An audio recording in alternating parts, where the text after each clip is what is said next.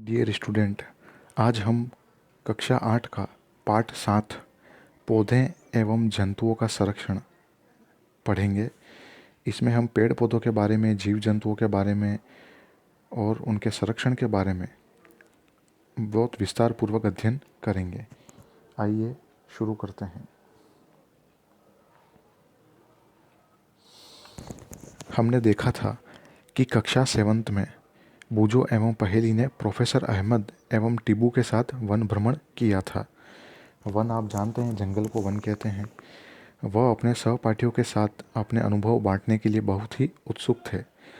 कक्षा के दूसरे सहपाठी भी अपने अपने अनुभव बांटने के लिए अत्यंत उत्सुक थे, क्योंकि उनमें से कुछ भरतपुर अभ्यारण्य भ्रमण करने गए थे, तो कुछ ने काजीरंगा राष्ट्रीय उद्यान, लोकचाऊ वन्य जंतु अभ्यारण्य तथा ग्रेट निकोबार बायोस्फीयर रिजर्व यानी वृहद निकोबार जैव मंडल संरक्षित क्षेत्र, वो बाघ संरक्षित क्षेत्र इत्यादि के बारे में सुना था।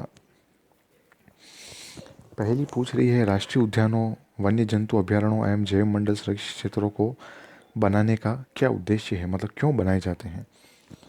तो इनका उद्देश्य ये है कि लुप्त हो रहे है जीव जंतुओं की प्रजाति या पादपों की प्रजातियों को बचाना है। ये इसका मुख्य उद्देश्य होता है, जो इसमें हम आगे और विस्तार पूर्वक पढ़ेंगे।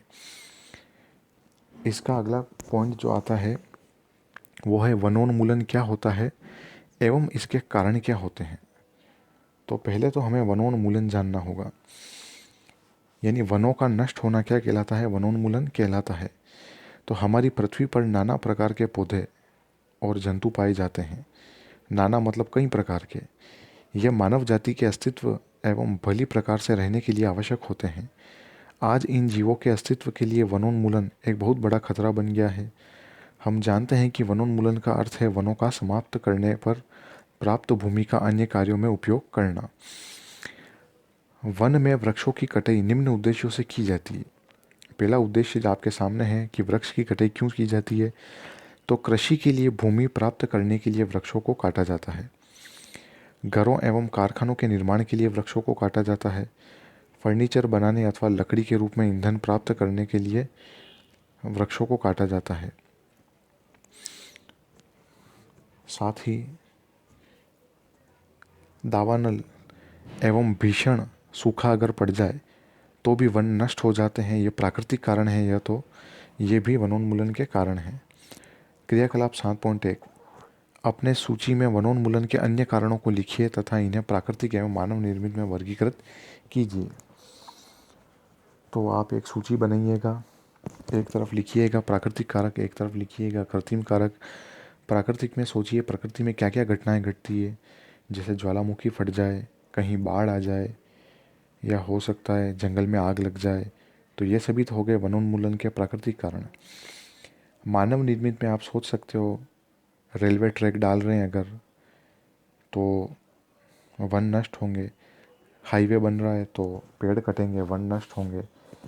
या हो सकता है कोई बड़ा सा बांध बन रहा हो तो वन नष्ट हो सकते हैं। तो ये सभी प्राकृतिक कारण नहीं होकर कृत्रिम कारण यानी मानव निर्मित कारण होंगे। अब है वनोन्मूलन के परिणाम क्या पड़ेंगे हम पर। तो पहेली एवं बूजो ने वनोन्मूलन के परिणाम याद करने का प्रयास किया। उन्हें स्मरण है कि वनोन्मूलन से पृथ्वी पर ताप एवं प्रदूषण के स्तर में वृद्धि होती है।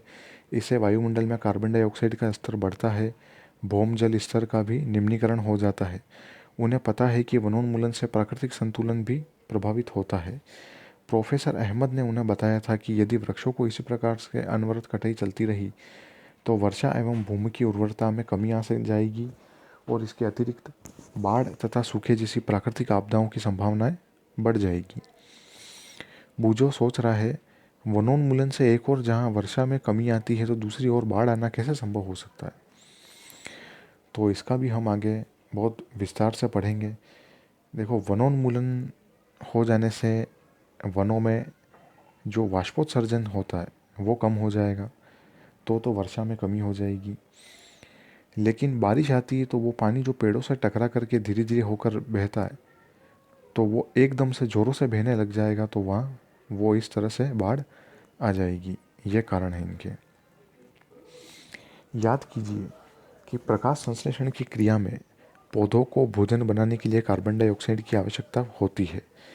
कम वृक्षों का अर्थ है कार्बन डाइऑक्साइड के उपयोग में कमी आना, जिससे क्या होगा, वायुमंडल में इसकी मात्रा बढ़ती जाएगी, कार्बन डाइऑक्साइड की मात्रा बढ़ती जाएगी। तो पृथ्वी पर द्वारा उत्सर्जित ऊष्मीय विकिरणों का प्रग्रहण कर लेती है। तो यह कार्बन डाइऑक्साइड क्या करेगी, जो भी गर्मी पृथ्वी रिटर्न करती है वापस सूर्य की तरफ, यानी परावर्तन द्वारा उसको वापस भेजती है, तो वो जाएगी नहीं बल्कि उस CO2 के वायुमंडलों में कैद होकर रह जाएगी और इससे क्या होगा, विश्व उष्णन की घटना घटेगी। तो अतः इसकी मात्रा में वृद्धि के परिणाम स्वरूप विश्व उष्णन की घटना होती है और पृथ्वी के ताप में वृद्धि के जल चक्र का संतुलन बिगड़ जाता है और वर्षा दर में कमी आती है, जिसके कारण सूखा पड़ता है। मृदा के गुणों में परिवर्तन आने का प्रमुख कारण वनोन्मूलन है। किसी क्षेत्र की मृदा के भौतिक गुणों पर वृक्षारोपण और वनस्पति का प्रभाव पड़ता है। कक्षा 7 का स्मरण कीजिए कि वृक्ष किस प्रकार मृदा अपरदन को रोकते हैं। तो आपको याद आ गया होगा कि छोटे छोटे पौधों से लगाकर बड़े बड़े पेड़ों तक की जो जड़ें होती है वह मृदा के कणों को जकड़ कर रखती है, इसलिए मृदा अपरदन नहीं होता। तो भूमि पर वृक्षों की कमी से मृदा अपरदन अधिक होता है। मृदा की ऊपरी परत हटाने से नीचे की कठोर चट्टानें दिखाई देती है। इससे मृदा में ह्यूमस की कमी होती है तथा इसकी उर्वरता भी अपेक्षाकृत कम हो जाती है। उर्वरता का मतलब उपजाऊपन करने वाले जो गुण होते हैं वो उर्वरता कहलाते हैं। धीरे धीरे उर्वर भूमि मरुस्थल में परिवर्तित हो जाती है, जिसे मरुस्थलीकरण कहते हैं। यानी भूमि बंजर हो जाएगी, वहाँ कुछ भी नहीं उगेगा, तो वो भूमि हमारे किसी काम की नहीं रहेगी। वनोन्मूलन से मृदा की जल धारण क्षमता तथा भूमि की ऊपरी सतह से जल के नीचे की ओर अंतःस्त्रमण पर भी विपरीत प्रभाव पड़ता है। यानी कि जो जल वर्षा से बरसकर पृथ्वी की ऊपरी भूमि पर है वह रिस कर अंदर नहीं जाएगा, क्योंकि भूमि जो है वो बंजर हो चुकी है। तो वो बहकर नाली और नालों में चला जाएगा और वहाँ से समुद्र के खारे पानी में मिल जाएगा, तो हमारे किसी काम का नहीं रहा। तो भौम जल नहीं बढ़ेगा उससे। मृदा के अन्य गुण जैसे पोषक तत्व, गठन इत्यादि भी वनोन्मूलन के कारण प्रभावित होते हैं। हमने कक्षा 7 में पढ़ा था कि वनों से हमें अनेक उत्पाद प्राप्त होते हैं। तो आप उसकी सूची बनाइए। लकड़ी, गोंद, शहद, फल, औषधियाँ और उसकी छालें, जड़ें, सूखी पत्तियाँ, बहुत सारी चीज़ें प्राप्त होती है। तो आपको उनकी सूची बनानी है। यदि हम वृक्षों की निरंतर कटाई करते रहे तो क्या हमें इन उत्पादों की कमी का सामना करना पड़ेगा? तो सही बात है, अवश्य रूप से आपको ऐसा नुकसान उठाना पड़ेगा। इसलिए हमें कभी भी हरे पेड़ पौधों को नहीं काटना चाहिए।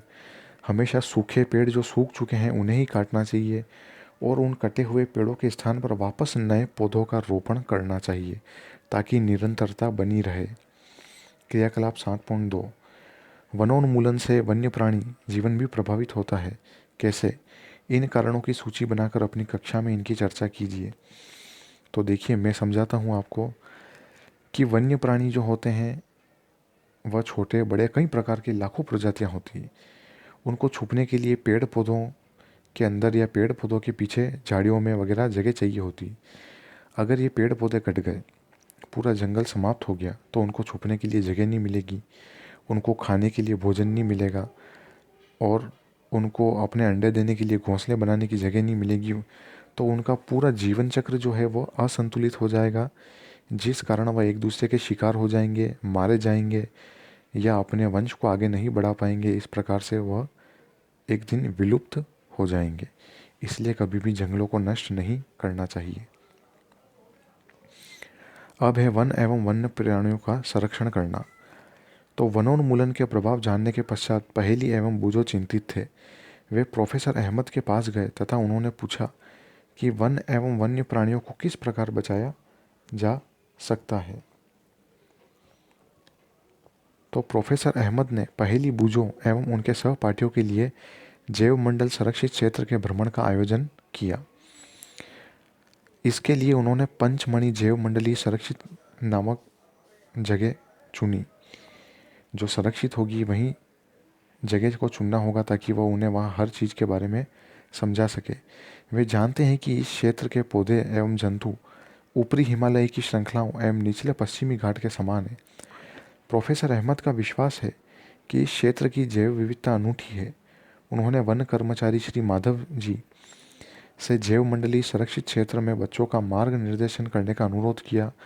उन्होंने बताया कि जैविक महत्व के क्षेत्रों का संरक्षण हमारी राष्ट्रीय परंपरा का एक भाग है। जैव मंडल पृथ्वी का वह भाग है जिसमें सजीव पाए जाते हैं या जो जीवन यापन के योग्य होता है, उसे जैव मंडल कहते हैं। जैव विविधता का अर्थ होता है कि पृथ्वी पर पाए जाने वाले विभिन्न जीवों की प्रजातियों एवं उनके पारस्परिक संबंध एवं पर्यावरण से उनका संबंध से होता है। तो दोनों ही शब्द बहुत अलग अलग हैं, आप इनकी डेफिनेशन को बहुत ध्यान से पढ़कर समझें। माधव जी ने बच्चों को समझाया कि हमारे व्यक्तिगत प्रयासों एवं समाज के प्रयासों के अतिरिक्त सरकारी एजेंसियां भी वनों एवं वन्य जंतुओं की सुरक्षा हेतु कार्य कर रही है। सरकार उनकी सुरक्षा और संरक्षण हेतु नियम, विधियां और नीतियां बनाती है।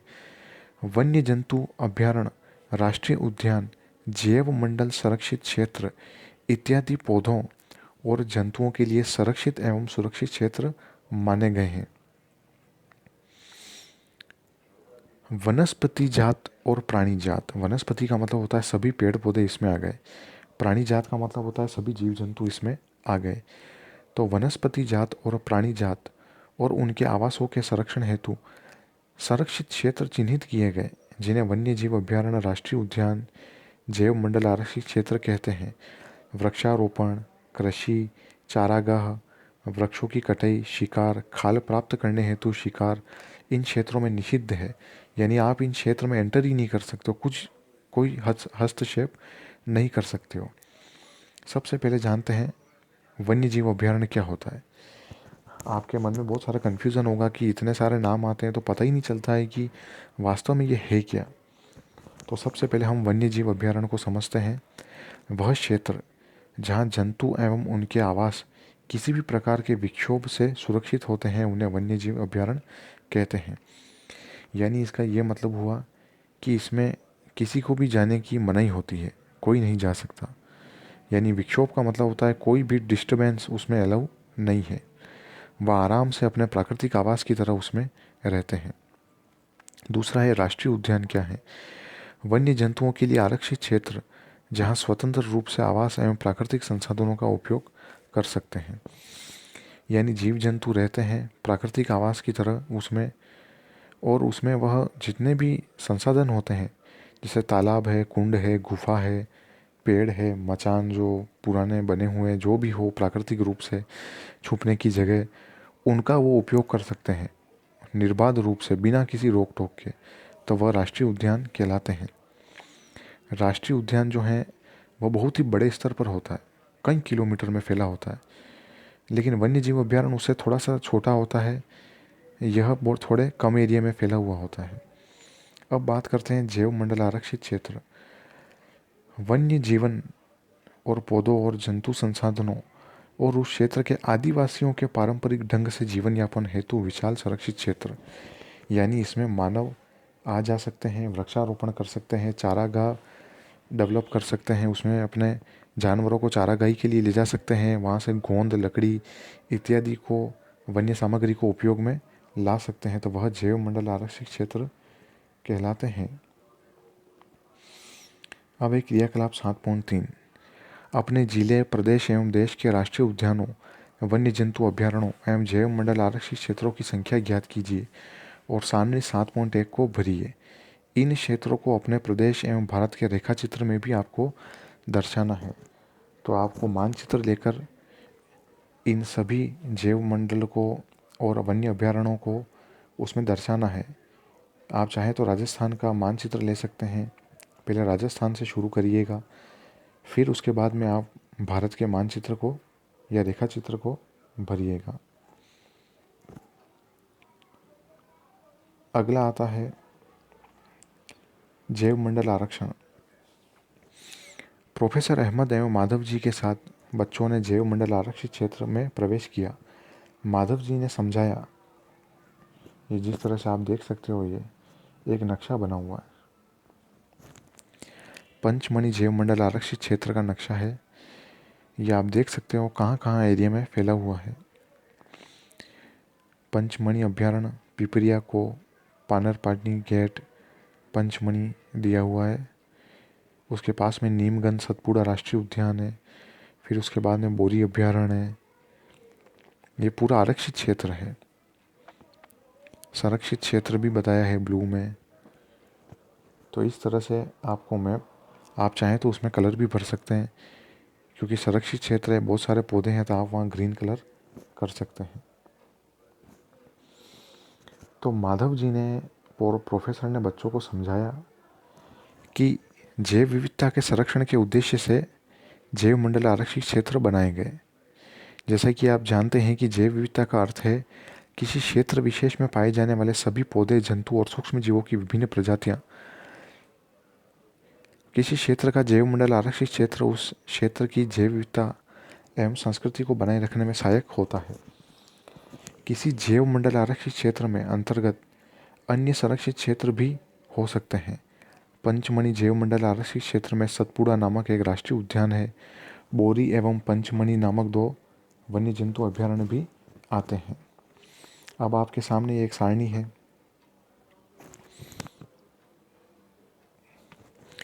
इस सारणी में 3 कॉलम बनाए गए हैं। एक है राष्ट्रीय उद्यान, एक है वन्य जंतु अभयारण्य, एक है जैव मंडल आरक्षित क्षेत्र। और आगे 3 बातें पूछी गई है। मेरे ज़िले में यानी आपके ज़िले में राष्ट्रीय उद्यान कितने हैं, उनके नाम लिखने हैं। वन्य जंतु अभयारण्य कितने हैं, उनके नाम लिखने हैं। जैव मंडल आरक्षित क्षेत्र कितने हैं, उनके नाम लिखने हैं। इसी तरह मेरे प्रदेश में कितने हैं, यानी कि राजस्थान में रहते हैं हम, तो उसके बारे में राष्ट्रीय उद्यान कितने हैं लिखने हैं। वन्य जंतु अभयारण्य कितने हैं वो लिखने हैं। जैव मंडल आरक्षित क्षेत्र कितने हैं वो लिखने हैं। इसी प्रकार मेरे देश में यानी भारत में राष्ट्रीय उद्यान कितने हैं वो लिखने हैं। वन्य जंतु अभयारण्य कितने हैं वो लिखने हैं। और जैव मंडल आरक्षित क्षेत्र कितने हैं वो आपको लिखने हैं। इस सारणी के बाद हम कल लेसन को आगे कंटिन्यू रखेंगे। उससे पहले मैं आपको कुछ क्वेश्चन देना चाहता हूँ। आप 4 क्वेश्चन नोट कीजिएगा। सबसे पहला प्रश्न लिखिए, वनोन्मूलन किसे कहते हैं। ये आपके गृह कार्य के लिए प्रश्न है, आपको इसको सॉल्व करने हैं, आंसर ढूंढने हैं। दूसरा प्रश्न लिखिए, वनोन्मूलन के कारणों का विस्तार से वर्णन करिए।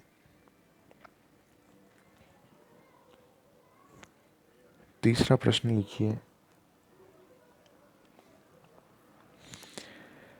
मरुस्थलीकरण किसे कहते हैं, वह यह कैसे बनता है।